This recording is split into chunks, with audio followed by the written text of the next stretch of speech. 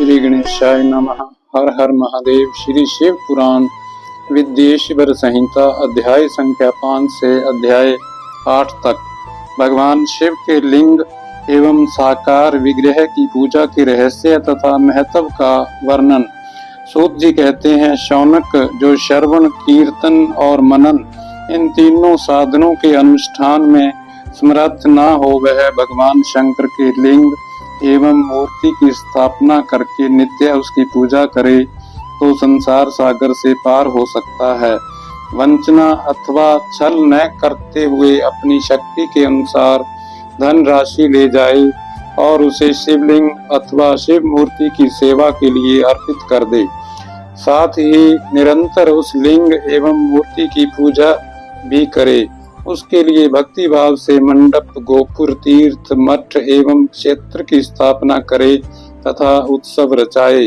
वस्त्र, गंध, पुष्प, धूप, दीप तथा पुआ और शाक आदि व्यंजनों से युक्त भांति भांति के भक्ष्य भोजन अन्न नैवेद्य के रूप में समर्पित करे।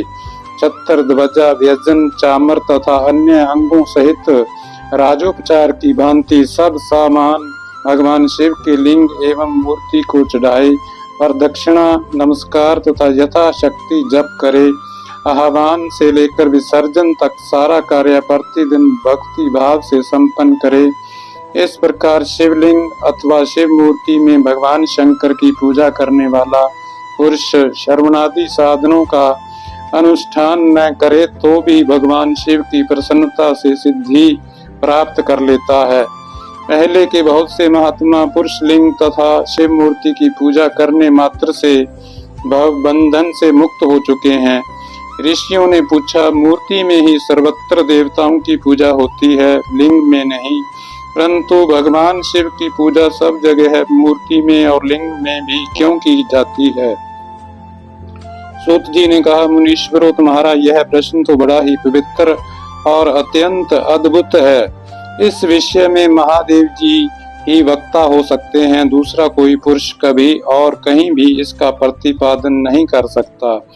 इस प्रश्न के समाधान के लिए भगवान शिव ने जो कुछ कहा है और उसे मैंने गुरु जी के मुख से जिस प्रकार सुना है उसी तरह क्रमशः वर्णन करूंगा। एकमात्र भगवान शिव ही ब्रह्म रूप होने के कारण निष्कल अर्थात निराकार कहे गए हैं। रूपवान होने के कारण उन्हें सकल भी कहा गया है, इसलिए वे सकल और निष्कल दोनों हैं। शिव के निष्कल निराकार होने के कारण ही उनकी पूजा का आधारभूत लिंग भी निराकार ही प्राप्त हुआ है, अर्थात शिवलिंग शिव के निराकार स्वरूप का प्रतीक है। इसी तरह शिव के सकल या साकार होने के कारण उनकी पूजा का आधारभूत विग्रह साकार प्राप्त होता है, अर्थात शिव का साकार विग्रह उनके साकार स्वरूप का प्रतीक होता है। सकल और अकल अर्थात समस्त अंग आकार सहित साकार और अंग आकार से सर्वथा रहित निराकार रूप होने से ही वे ब्रह्म शब्द से कहे जाने वाले परमात्मा हैं।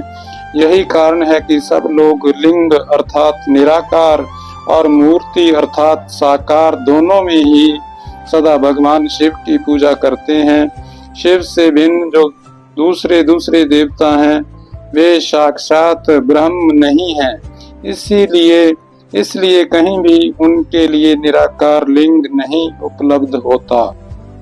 पूर्व काल में बुद्धिमान ब्रह्मपुत्र सनत कुमार मुनि ने मंदराचल नंदिकेश्वर से इसी प्रकार का प्रश्न किया था। सनत कुमार बोले, भगवान शिव से भिन्न जो देवता हैं उन सब की पूजा के लिए सर्वत्र प्रायः वेर अर्थात मूर्ति मात्र ही अधिक संख्या में देखा और सुना जाता है। केवल भगवान शिव की ही पूजा में लिंग और वेर दोनों का उपयोग देखने में आता है। अतः कल्याण में नंदिकेश्वर, इस विषय में जो तत्व की बात हो उसे मुझे इस प्रकार बताइए जिससे अच्छी तरह समझ में आ जाए। नंदिकेश्वर ने कहा, निष्पाप ब्रह्म कुमार, आपके इस प्रश्न का हम जैसे लोगों के द्वारा कोई उत्तर नहीं दिया जा सकता, क्योंकि यह गोपनीय विषय है और लिंग साक्षात ब्रह्म का प्रतीक है। तथापि आप शिव भक्त हैं, इसलिए इस विषय में भगवान शिव ने जो कुछ बताया है उसे ही आपके समक्ष कहता हूँ।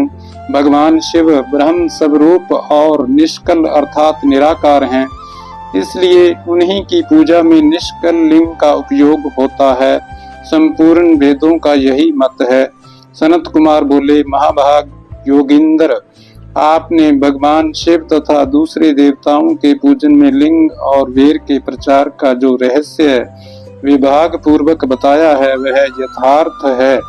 इसलिए लिंग और वीर की आदि उत्पत्ति का जो उत्तम वृत्तांत है उसी को मैं इस समय सुनना चाहता हूँ। लिंग के प्राकट्य का रहस्य सूचित करने वाला प्रसंग मुझे सुनाइए। इसके उत्तर में नंदिकेश्वर ने भगवान महादेव के निष्कल स्वरूप लिंग के आविर्भाव का प्रसंग सुनाना आरंभ किया। उन्होंने ब्रह्मा तथा विष्णु के विवाद, देवताओं की व्याकुलता एवं चिंता, देवताओं का दिव्य कैलाश शिखर पर गमन, उनके द्वारा चंद्रशेखर महादेव का स्तवन, देवताओं से प्रेरित हुए महादेव जी का ब्रह्मा और विष्णु के विवाद स्थल में आगमन तथा दोनों के बीच में निष्कल आदि अंतरहित भीषण अग्नि स्तंभ के रूप में उनका आविर्भाव आदि प्रसंगों की कथा कही। तदंतर श्री ब्रह्मा और विष्णु दोनों के द्वारा उस ज्योतिर्मय स्तंभ की ऊंचाई और गहराई का था लेने की चेष्टा एवं केतकी पुष्प के शाप, वरदान आदि के प्रसंग भी सुनाए। हर हर महादेव।